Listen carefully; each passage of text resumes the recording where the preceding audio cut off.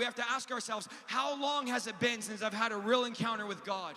See, there's a lot of preachers that teach encounter isn't necessary, and I love that because it makes it easier, right? It's like we have a club in the church who could be the least spiritual while still being biblical, and now pastors are like, it's normal to not hear from God. It's normal to not heal the sick. Maybe in your lukewarm, dead church, but at my church, it's not normal to not hear from God.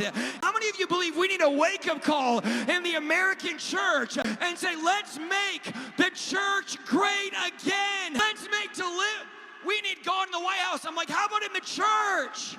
Like, oh, we just need revival in the White House. I'm like, how about we get revival in God's house? Because when I look at the state of the nation, I'm not blaming the politics, the culture, or all of that. And you know what? I'm not blaming presidents or politicians. I'm blaming the American church.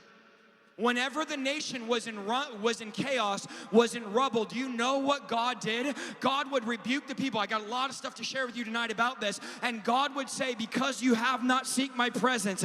You know when there was abortion happening and there was murder happening and the wicked were taking advantage of the righteous and everything bad in the Old Testament, do you know what God always would come back to? The people have forgotten the Lord their God.